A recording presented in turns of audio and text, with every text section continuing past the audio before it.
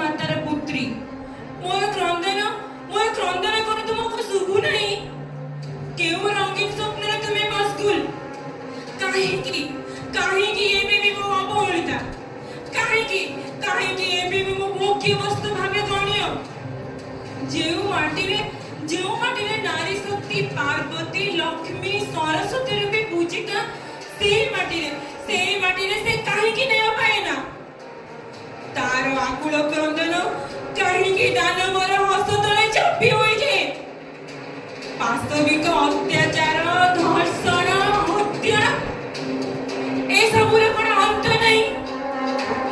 ତୁମେ କଣ ଜାଣ ନା, ମୁଁ କେବଳ ଦୟା, କ୍ଷମା, କରୁଣାର ମୂର୍ତ୍ତି ନୁହେଁ।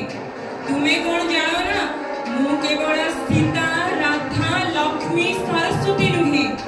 ମୋର ଅନ୍ୟ ଏକ ରୂପ ଦୁର୍ଗା।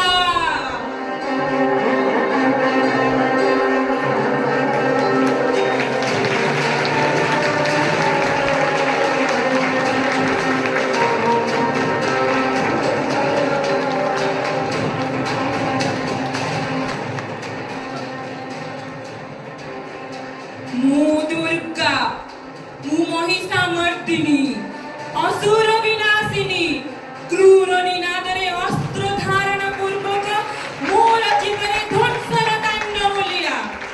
ହେ ମାନବ ମଧ୍ୟସ୍ଥ ଦାନବ, ସୁଧୁରି ଯାଅ, ସଜାଡ଼ି ନିଅ, ସ୍ୱର୍ଗ ପାଲଟୁ ଭୂଲୋକ।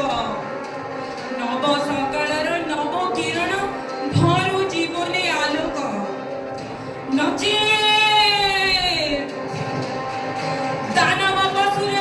ছিন্ন মস্তার হুঙ্কার, সাত শিরে উচ্ছেদে মোর রক্ত তর্পণ শরীর। হিমালয় ঠারু কুমারিকা যায় উগ্র চণ্ডীর গর্জনে, সূর্য লুচিব, প্রলয় বর্ষিব, ছিন্ন মস্তক পতনে। পড়ি ছারখার করি দেব নারী আত্মার লোতক, রাবণ মহিষা দুর্যোধন লোটিব ভূমিরে মস্তক। হে মনুষ্য, সময়ের এ ডাক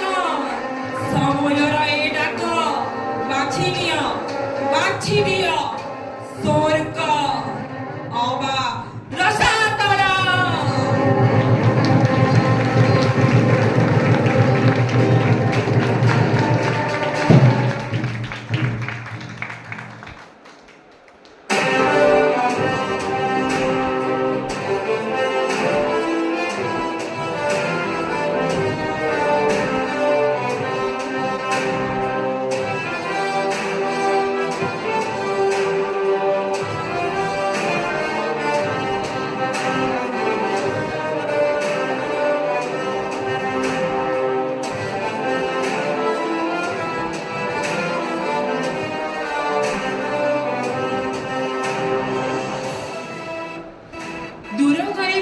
ଦୁରାଚାରର ଅମାନ୍ଧାର ସଭି ଆଜି ହୋଇଛନ୍ତି ତତ୍ପର।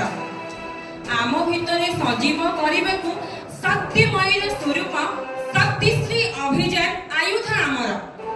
ଆସ ତିରଙ୍ଗା ତଳେ ଶପଥ ନେବା, ସଶକ୍ତ